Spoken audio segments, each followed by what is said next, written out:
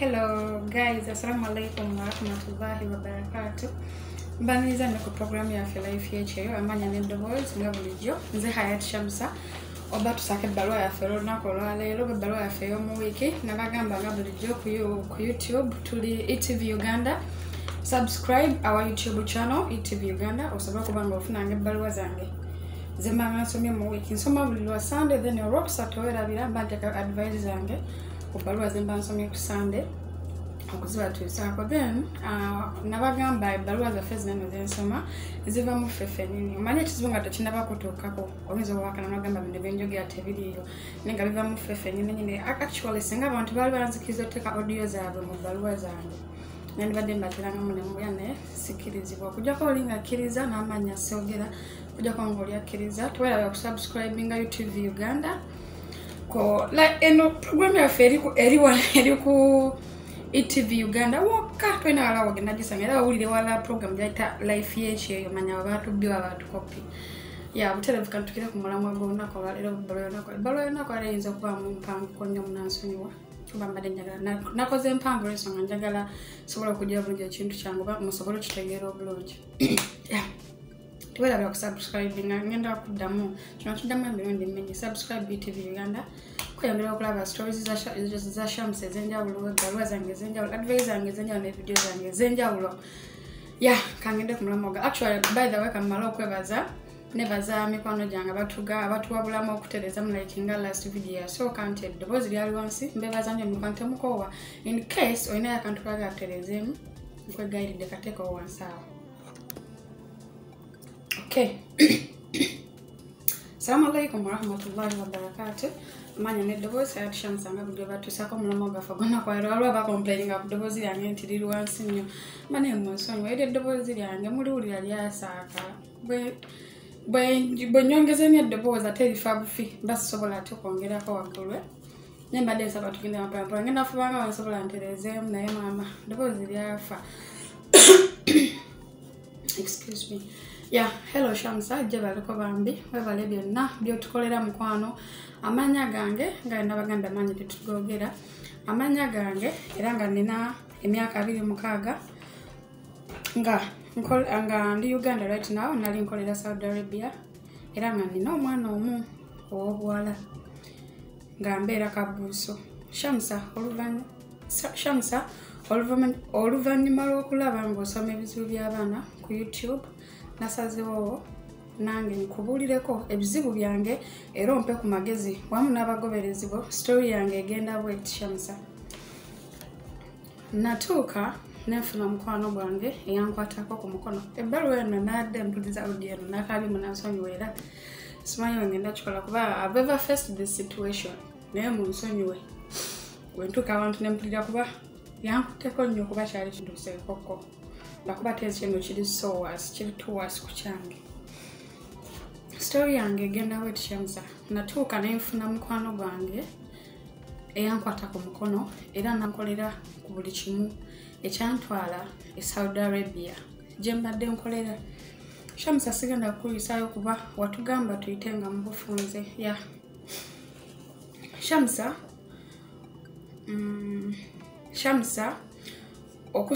okuzaayo katone emabega wenali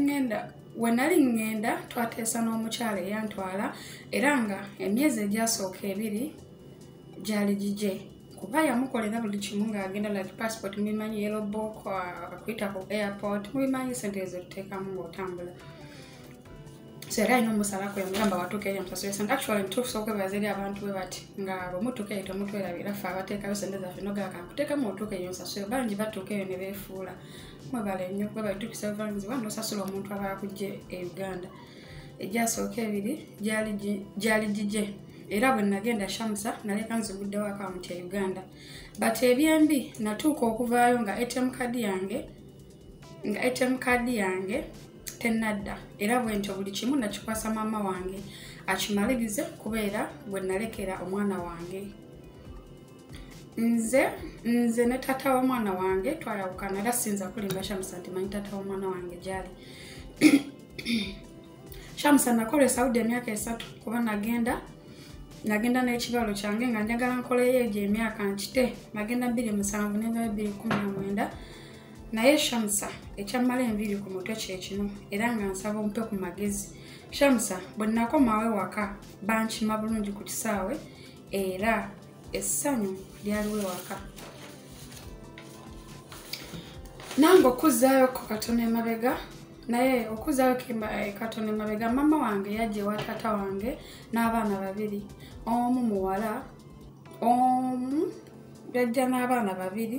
omulala muwala era ne waka waffe oba mu bufumbo mama wange bwalimu essaawa zino yazaalawo abaana 3 azini mu taata wange kitegeeza baganda bange abalala bali be yajja nabo tugatta maama Shamsa sigenda kuwanvuya munnange ebizibu byava wano lwakuba obuzibu bwe nnina Shamsa ati bwensanze taata wange yafa sirina taata ku nsi nansonyiwa weather leero mbi video teri nnyo up kuba weather mbi nnyo nga mukiwulira temuli nnyo light kuba weather mbi sigenda kuwanvuya munnange obuzibu bwava wano twabeerawo ewaka like weeks nga 2 naye nga muganda wange oli omulala gwe nakugambye yajja ne maama simulabako omuwala nababuuza ne basooka ne bannemba nga bwe yafumbirwa then afterwards nenzijukira nti yagenda Amsterdam then afterwards nenkizuula nti yagenda Amsterdam omu ku baganda bange bano be nazaala ne maama wange ye yaŋŋamba nasanyuka kyesamanya nti maama yakozesa ssente zange ku byantambula zange bwentyo nasituka oba nesitula neŋŋamba maama antwale kuba nali ng'ebweru maama namugamba okungulyawo ka poloti bwentyo nagamba maama wange antwale gyeyagula poloti yange Shamsa twabeerawo ebbanga lyonna nga twenyula ne maama nga maama tandaga poloti nga mbuzaabuza anziza eno anziza eri era bwentyo namubuuza ye maama sente mmeka ezinina ku akawunti Shamsa otawula ava wano nakati amazima gali nti poloti teyagulibwa era ne ku akawunti kwaliko $3,10,000 Shamsa awo wenyini we nakoma otegeera nenzirika bwe nadda engulu nga ndi mu ddwaliro era bwentyo nasimbula naddayo waka naye nga mama wange antunuulira nga kasasiro naddamu nemubuuza kyakola mu ssente zange Shamsa mama wange yasooka kubuza mwana yasooka kumbuuza omwana wo abadde alyaki abadde talya ne Shamsa wenagenderanga omwana wange alina just emyaka 2 naye musonyiwe kawa mu bbaluwa naye according to embeera gye tuyitamu eno abantu abamu like bazadde baffe si mama tukoze ebintu nga bino mazima ddala omwana w'emyaka 2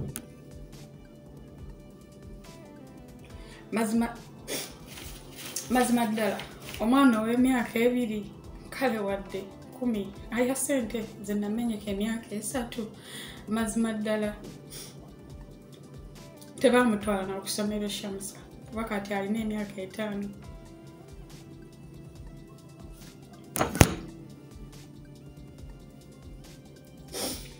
I think omwana by 3 years atandika okusoma kyokka wendye Saudi baŋŋamba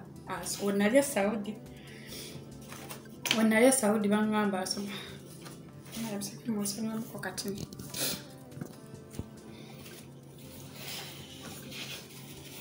nkomyewo alibbaluwa yampisiza obigo ge mazima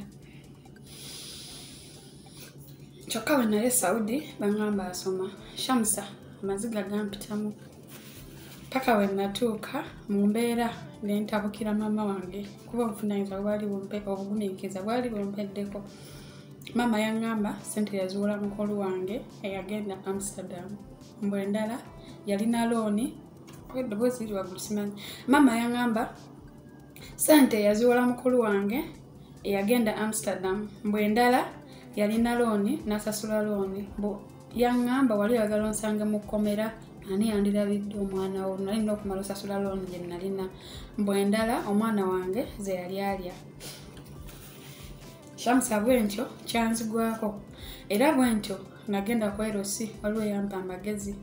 munansonyiwa emba okugenda ku Erosi nakola ensobi naye kyali kimpitiriddeko but ebyembi nga binajja natuuka ku Erosi ne bambuzaabuza Erosi teyanyamba yadde okuzuula nga maama yadde okuzuula nga maama baali teyanyamba yadde bambuzaabuza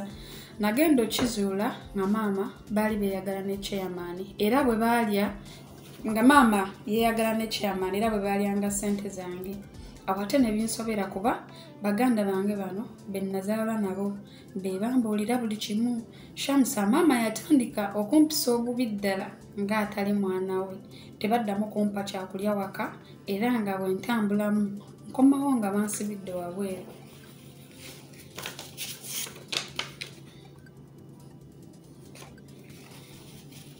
era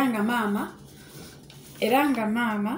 yagaana bato bange okunziguliranga era bwentyo obusente bwe nalinawo napangisa akayumba netandika okubeera nzekka kube waka nali sikyalinawo mirembe oluvannyuma lw'okumanya buli kimu ekituufu ekyali kigenda mu maaso maama Shamsa ensonyi maama yazifuula obusungu wamudde mukulu wange omulenzi gwe nagambye maama wange gwe yajja naye yankubira essimu nampita ewaka Shamsa natuuka eka nga maama wange ne muganda wange omulenzi basibyeeko engoye zange n'ez'omwana wange nga babikasuse wabweru era muganda wange yankuba kola olunaku wamu n'omwana wange ne baŋŋamba mbaviire mbaggyeko n'omugugu gw'omwana wange mbugenda mboogerako ku kyalo era bwe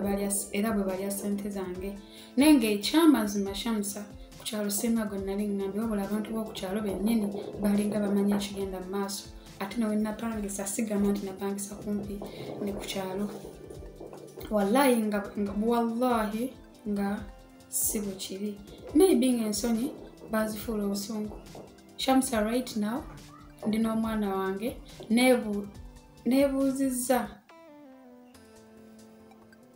neebuuzizza ku gimu ku mikwano gyange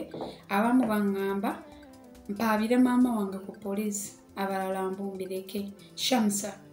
Shamsa okuddayoko saaliganye naye n'omwana wange sirina bwe muleka kuba n'omusajja simanyi gyali tinamutwala ew'omusajja nagezaako okubira senga w'omwana wange talina nnyo kyamakulu kyampawo kuba naye yaŋŋamba nawe nali ngenda nale njagala olekayo omwana wange yaŋŋamba alina abaana be bambi mumpe ku magezi olw'ensonga senga w'omwana wange yagezaako mugamba nti oba kuba nina bangi abampa amagezi ne baŋŋamba nzireyo nkole embyesonyiwe abalala ne baŋŋamba sireka maanyi gange kugenda bwe gatyo ngende mpawabire mama wange ku poliisi mutwale mba obuyinza then abaŋŋamba okugenda okukola nsalewo ki Shamsa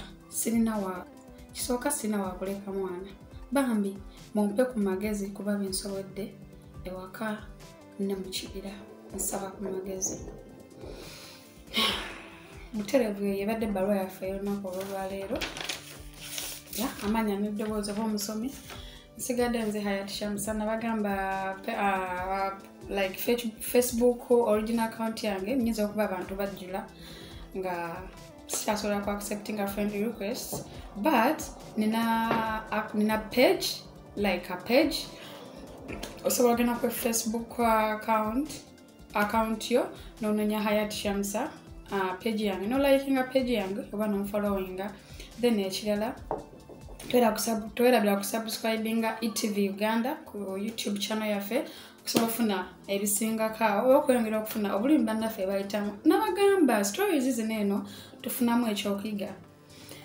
kati like for example nange nze nayitako mu mbeera bwentyo mba mwalaba story yange yennyini gye natandikirako gye bapostingako bw'oba mwalaba jenvudde wange gwe bapost era gwe bateekako ku TV Uganda abatabira bamusobola okuddayo ne mulaba story yange yagafaanagana munerwa kuba tekyange kyanjawulo mukko ti at least nze nasangawo kapoloti naye nga ssente saasangawo naye nga ate mukulu wange yakozesa ssente zange naye naguma naddamu nenezibula otherwise nja kuba ebisingako nja byogera ku advice ngenda okumuwa ku Lwokusatu muganda wange era ngenda kusaba obeere mugumu I'm always here for you kyesisobola era nkugamba sigenda kusobola kyensobola ngezaako ate site okulemererwa Shamsa nyonoona otherwise twerabe kusubscribinga ETV Uganda follow us enamba yange ya WhatsApp ng'olina kyombeera gy'oyitamu oyagala tubeere nga tujogerako osobola okunterayo obubaka bwo audio oba onowandiika naye nga oli brief eri 0793039503 0793039503 bam nsaba buli omu ampulirize bulungi munkwate bulungi towakana abaana batujje tuli abayita mu mbeera embi ng'ekizibu tekinnakutuukako tomanya nti gyekiri naye kimala kutuukako n'okukakasa abantu bayisibwa mu mbeera embi abaana balina challenges nyingi bawe najjudde nakabya amaziga kuba manyi actually mbawarabu manyi nali nkozeeyoko nali mpiseko mu mbeera y'okusomezebwa so kudde waka myaka 3 can you imagine nga famu twakola myaka 2 kitundu ba myaka 2 myezi gijjo naye ng'olinga ali mu jahannam ng'olinga ali mu hell ng'olinga ali mu geyena n'oguma. Assalamu alaikum warahmatullahi wabarakatuh. Akoma atakumira mpera amanya n'eddoboozi nzigatte nze Hayat Shamsa mbagala nnyo.